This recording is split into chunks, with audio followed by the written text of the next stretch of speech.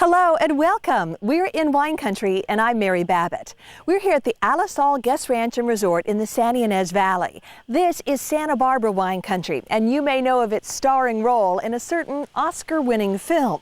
But there's so much more to the San Ynez wine country, including the many adventures you can have here at Alisal Ranch.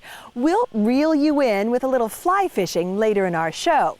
But first, another great catch that's considered a perfect match with sparkling wine or champagne. We're headed off to the wine country outside of Sacramento, where homegrown caviar is the specialty of the house at Tsar Nikolai. If you were to drive by this nondescript fish farm, you'd probably think nothing of it. What with its tanks, pumps, pipes, and whatnot. Ooh la la. But this, my friends, is not your run-of-the-mill fish farm. These are sturgeon. There you are, the catch of the day. Sturgeon are renowned the world over for their eggs. They're fish hunted to the brink of extinction to supply the global caviar market. And fish, we might add, only a mother could love. They are, to us, the most beautiful fish there is in the world. Yeah, great. Mats and Daphne Engstrom are originally from Sweden. They're the founders of California's Tsar Nikolai Caviar. Their sturgeon farm is one of just a handful in the world.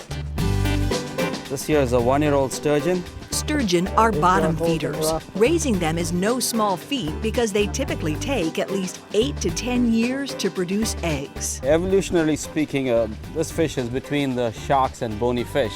Dinosaurs probably ate some of these. Tsar Nikolai uses green farming techniques to raise their fish, pumping about 10,000 gallons of water a minute and circulating it through rejuvenating ponds.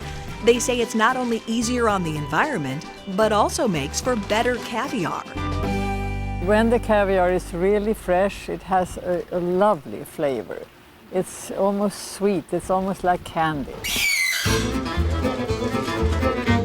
They actually make the caviar right down the road. Today, the prized fish eggs are processed under the watchful eye of Chef Mercer Moore. The caviar in this bowl all came from the same fish. It was about 90-pound fish, and there's probably about 9 pounds of caviar in this bowl. The value of that is probably about $2,500. Screens free the eggs from the fish membrane. Although the recipe for caviar is simple, it's just rinsed fish eggs with a bit of salt.